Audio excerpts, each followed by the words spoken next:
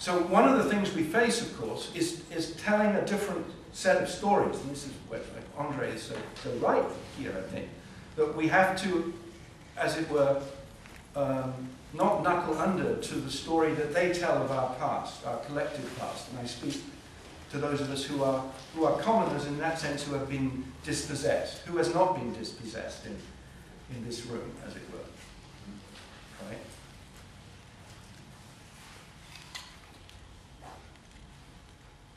So in a sense, the whole of the history has to start again. All the categories, the stadialism, you know, from barbarism, savagery into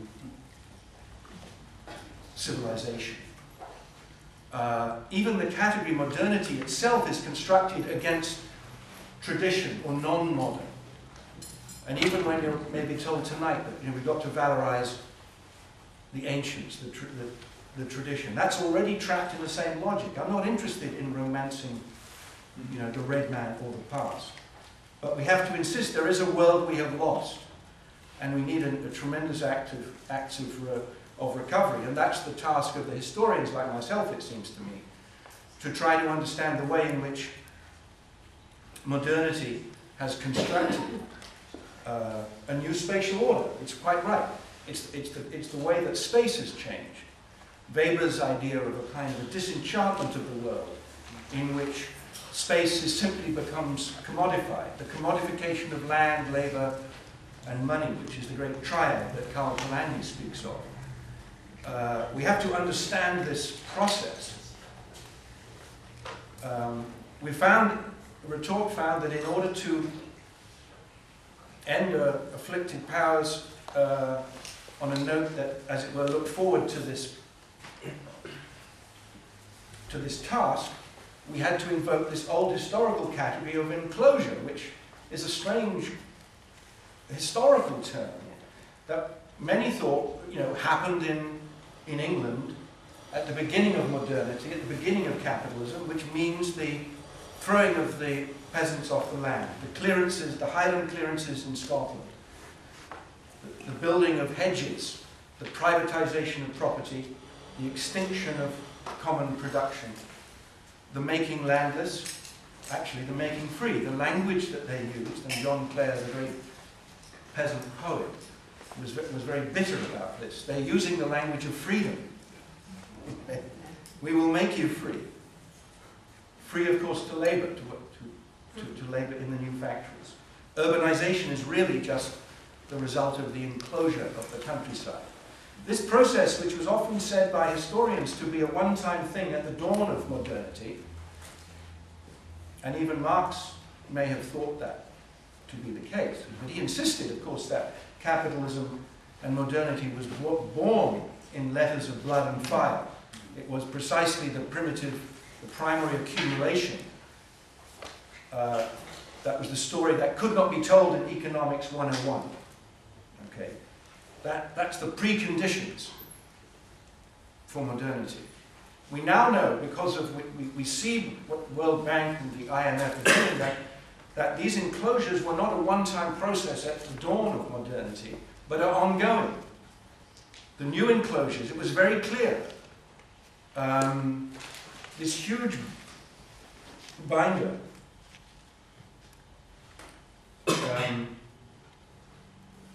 that went on the plane.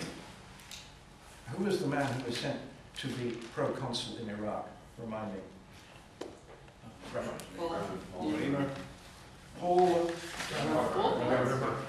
Bremer, right? He arrives with this, you know, it's a blueprint, it's a neoliberal paradise for him, including, for example, Article 81, in which all the seeds are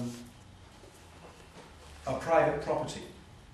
That is the project, as you perhaps understand, for the science of genetic modification is not really about extra yields of corn and so forth. It's about barcoding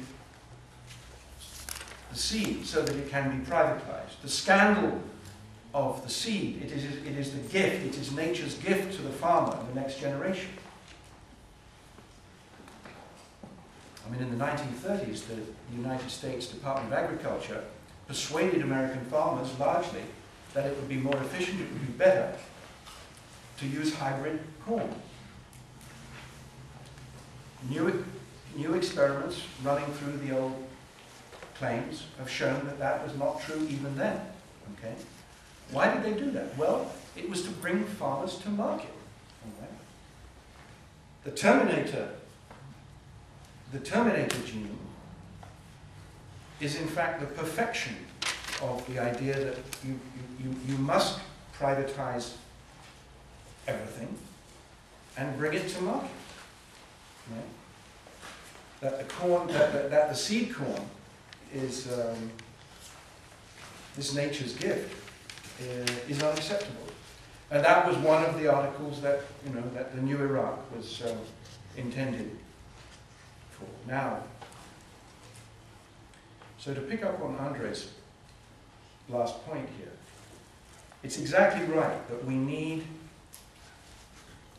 to abandon this contempt for commoning.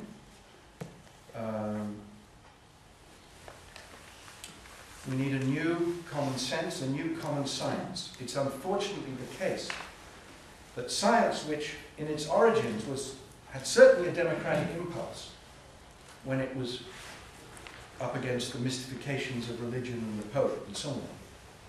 And it doesn't matter who's looking through a telescope. It doesn't matter what you say, what the Bible says. Jupiter has planets. And look through this glass and you will see that. Peasant or king.